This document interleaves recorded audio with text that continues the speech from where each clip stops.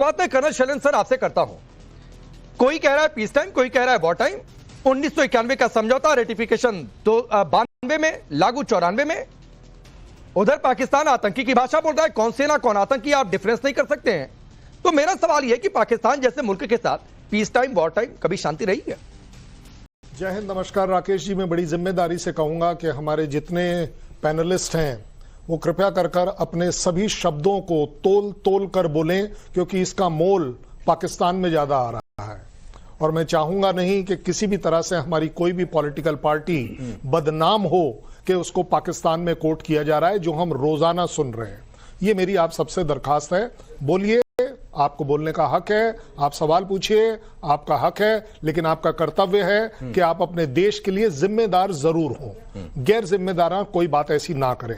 अब आगे बात जिस तरह के एग्रीमेंट्स एंड नॉन एग्रीमेंट्स, अगर हम सारी कब्रें खोलते चले गए तो फिर यही होगा जो आप लोग इस समय कर रहे हैं। मुझे आप एक बात बताइए, आपको जितनी पॉलिटिक्स करनी है आप लोग सब मिलकर करिए। ये ऑपरेशन सिंदूर मैं और मेरी फौज का ऑपरेशन है भाई, जो मैंने आपकी 140 करोड़ लोगों की सरकार के कहने पर किया है।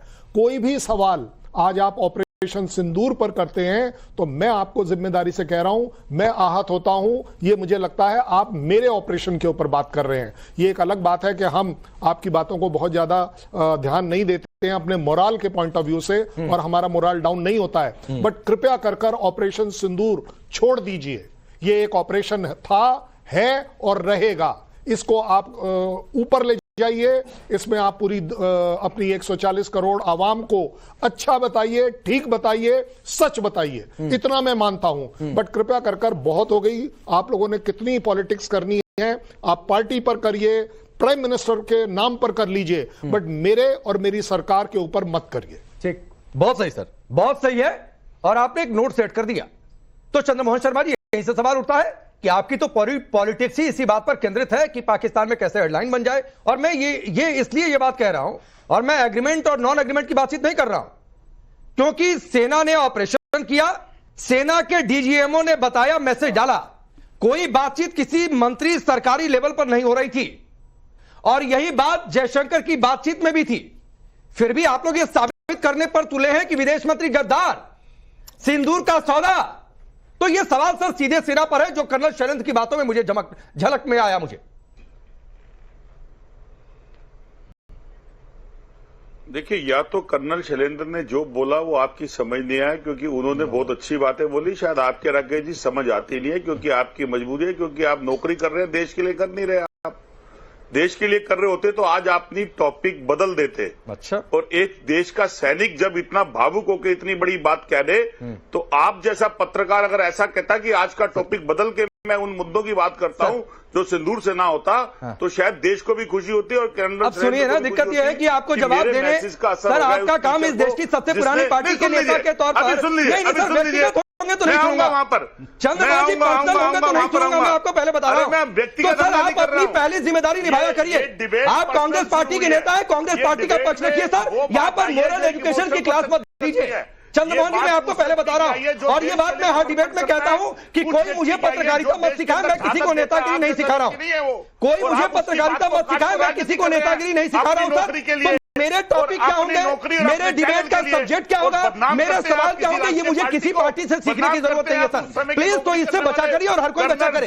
ये बात आप पर भी लागू होती है, बात बीजेपी पर, सपा पर, आम आदमी पार्टी, सब पर ये बात लागू होती है सर। तो सर सवाल आपसे जो पूछा था, रुकिए ना, आप ही के रास्ते आता हूँ।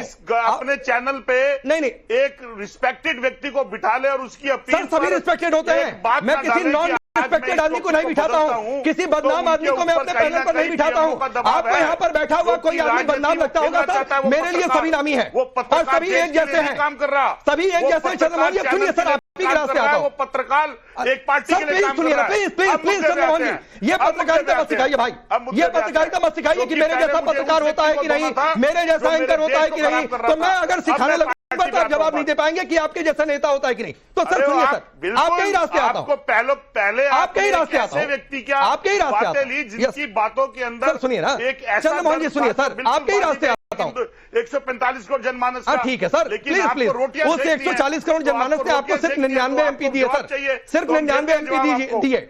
तो प्लीज उसकी दवाई मत दिया करिए, रुक जाइए।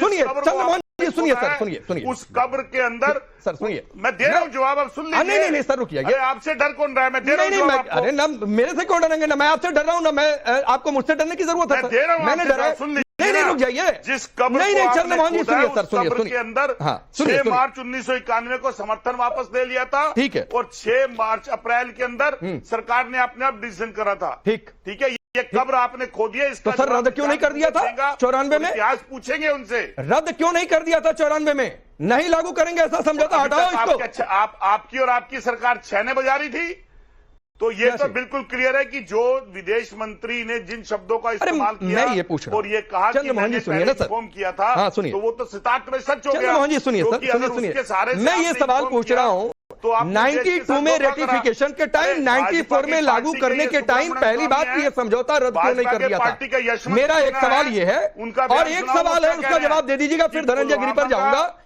एक और सवाल ये है, चंद्रमोहन जी सुन लीजिए सर, आप ही के पास हो। एक सवाल ये है कि आप जिस रास्ते डिबेट करना चाहते थे उसी रास्ते आ रहा हूं सर, और उसी रास्ते आकर ये सवाल है कि आपका एक विधायक कहता है पार्टी का, ऑपरेशन सिंदूर हुआ ही नहीं, 3-4 फाइटर जेट उड़ाए गए।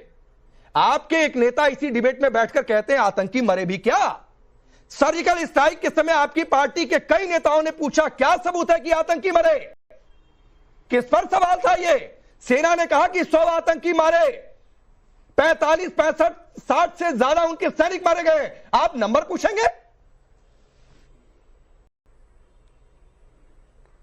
जब मेरे देश के अंदर 5 आतंकवादी आए और मेरे देश के 28 व्यक्तियों की निर्ममता हत्या करके चले गए, तो मेरे देश का ही मंत्री कहता है कि 145 करोड़ जनमानस सेना पे सवाल वाले पर टिके रहिए, देशभक्ति नहीं है, राष्ट्रवाद नहीं है, तो इस तरह के कार्य होते रहेंगे। सेना पर सवाल वाले पर टिके रहिए चंद्रमोहन जी। उस समय आपको बड़े कर्नल शैलेंद्र सिंह की बातों में भावुकता नजर आ रही थी, सरकार की बहुत उनकी भावनाओं को आप समझ रहे थे। पहलगाम वाले तो ऑपरेशन सिंदूर पर सवाल उठा देना क्या एक सैनिक की भावनाओं पर चोट नहीं है? बड़ी सूरत से पाकिस्तान चले गए, तो सीज फायर किन शर्तों पे हुआ? चलिए ठीक है, मैं धनंजय गिरी के पास जाता हूं। सर हो गया, थी तो आप किसी रास्ते डिबेट नहीं करना चाहते, हम पूछ रहे हैं आपको। ठीक है सर, ठीक है, पूछते रहिए। अब धनंजय गिरी, मेरा एक सवाल आपसे, आप डिबेट नहीं करना चाहते? आपके पास डिबेट के लिए टॉपिक नहीं है? नहीं प्लीज, मुझे कांग्रेस पार्टी से टॉपिक लेने की जरूरत नहीं सर, प्लीज। इतने बुरे दिन नहीं यार मेरे, तो रुक जाइए प्लीज। या किसी भी पार्टी से, कांग्रेस या कोई भी पार्टी हो। धनंजय गिरी, आपसे सवाल बहुत सीधा सा है। जो ज्ञान सर 2025 में आया कि भाई ये 91 का अकॉर्ड है, उस करगिल हुआ था ना 94 के बाद, करगिल के समय नहीं इसकी समीक्षा करनी चाहिए थी कि करगिल जंग में नजर आ जानी थी? हटाओ, जैसे सिंधु जल संधि समझौता को रद्द कर दिया, हटा देना चाहिए था इसको। 10 साल से आपकी सरकार है, तब भी हटा देना था। पुलवामा हुआ, उरी हुआ, तब भी हटा देना था।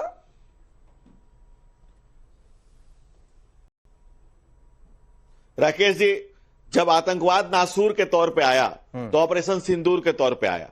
प्रधानमंत्री ने कल जिस तरह से कहा कि हमारे रगों में सिंदूर दौड़ रहा है, हमारी आंखों में जो लहू दौड़ रहा है, और जो सेना के शौर्य ने अप्रतिम शौर्य का परिचय दिया और अदम्य साहस से जिसको दुनिया ने सलाम किया है, दुनिया आज इस बात का लोहा मान रही है कि भारतीय सेना की जो सिंह गर्जना हुई है, जिस तरह से पाकिस्तान में जाकर के किया गया है। जब कांग्रेस की अगर आप बात कर रहे हैं तो कांग्रेस की कलाई खुलती जा रही है, और कांग्रेस का सच धीरे धीरे लोगों को शर्मसार कर रहा है। यहां तक कि कांग्रेसियों को भी शर्म